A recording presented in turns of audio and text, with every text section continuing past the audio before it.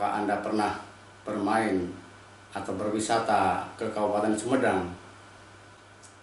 Inilah salah satu wilayah di Tatar Pasundan yang menjadi pusat kebudayaan Sunda setelah runtuhnya Kerajaan Pakuan Pajajaran.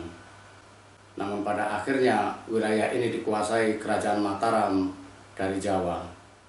Apa penyebabnya dan bagaimana sejarahnya? Kerajaan Sumedang Larang dikenal sebagai penerus Kerajaan Pakuan Pajajaran. Sejarah mencatat, setelah Kerajaan Pakuan Pajajaran runtuh oleh serbuan Kesultanan Banten pada tahun 1579, Prabu Gesan Ulun memproklamirkan diri Sumedang Larang adalah pewarisnya.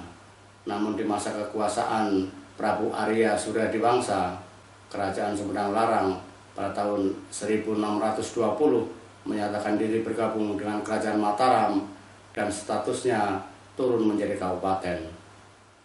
Mengapa hal itu terjadi?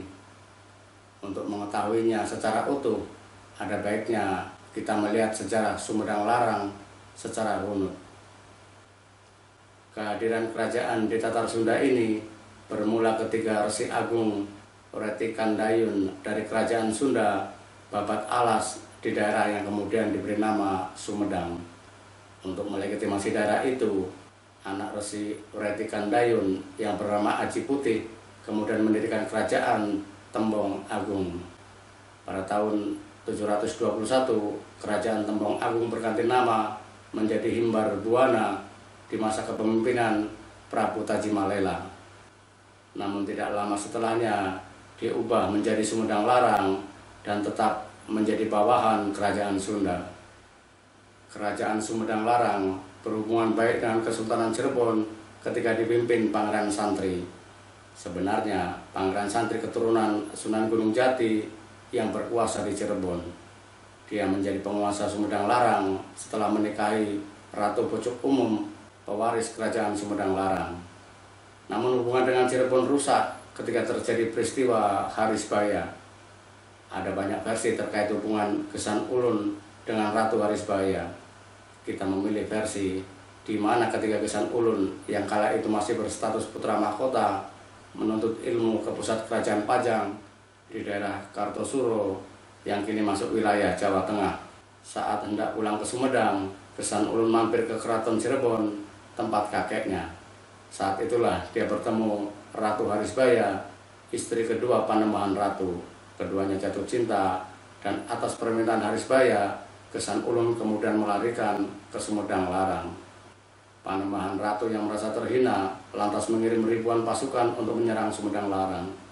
Terjadilah peperangan yang menewaskan ribuan prajurit.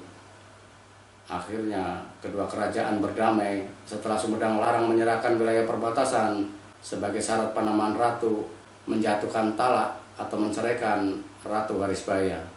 Setelah Pangeran Santri wafat, tampuk kerajaan diserahkan kepada Gesan Ulun.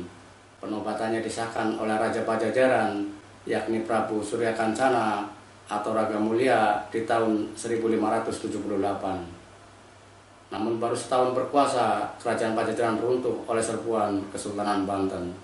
Sejumlah punggawa Kerajaan Pajajaran sempat memindah sejumlah pusaka ke Sumedang Larang, sehingga kemudian dijadikan dasar bagi Prabu Gesan Ulun untuk memproklamirkan Sumedang Larang sebagai penerus Kerajaan Pakuan Pajajaran. Setelah Prabu Gesan Ulun wafat di tahun 1619, kekuasaan Sumedang Larang dipegang oleh Raden Suryadiwangsa, putra Ratu Pucuk Ulum dengan Panembahan Ratu. Di masa inilah Sumedang Larang meleburkan diri dengan Kesultanan Mataram Islam yang dipimpin Sultan Agung Hanyakrasumo sebagai penerus Kesultanan Pajang yang runtuh pada tahun 1587. Status Sumedang Larang pun turun dari Kerajaan Merdeka menjadi bawahan Mataram. Mengapa Sumedang Larang tidak bergabung dengan Kesultanan Cirebon? Bukankah Prabu Suryadiwangsa juga anak Panembahan Ratu? Alasan utamanya tentu saja faktor keamanan.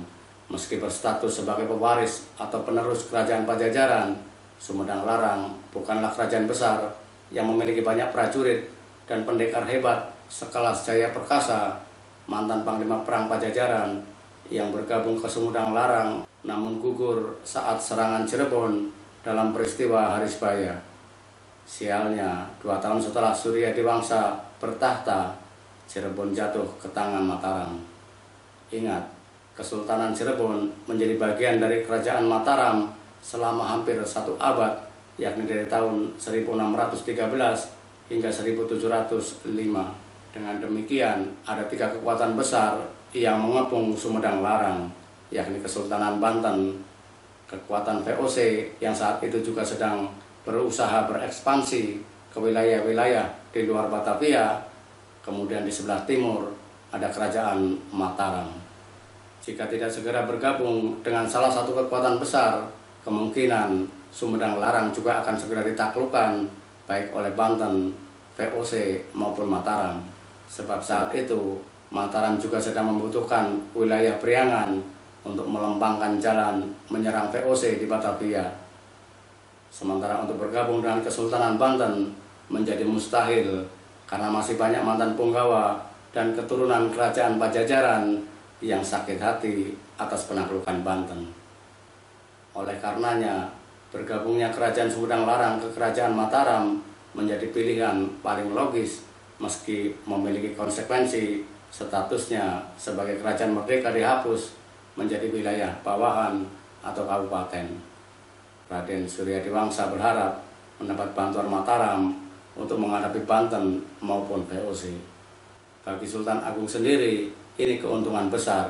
Berserah dirinya Raden Suryadiwangsa berarti seluruh wilayah Priangan ditambah Cirebon dan Kerawang dikuasai Mataram tanpa pertumpahan darah.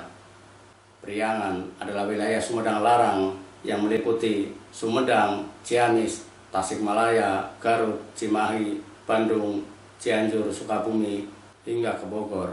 Sejarah kemudian mencatat Sultan Agung memanfaatkan wilayah Cirebon, Karawang, dan Priangan sebagai basis pertahanan dan logistik untuk menyerang VOC. Banyak prajurit Cirebon maupun Sumedang Larang yang ikut dalam penyerbuan tersebut. Namun 2 kali serangan besar-besaran yang dilancarkan Sultan Agung akhirnya kandas meski berhasil membunuh Gubernur Jenderal VOC Jan Pieterszoon Koen.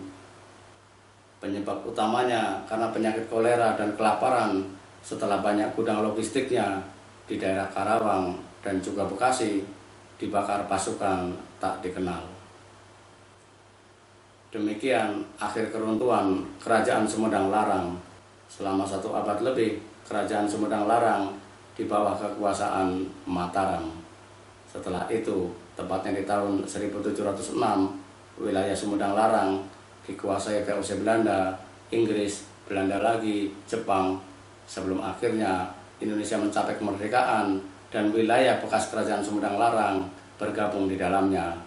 Meski di awal kemerdekaan, tepatnya di tahun 1949 hingga 1950, wilayah bekas Kerajaan Sumedang Larang sempat bergabung dengan negara Pasundan.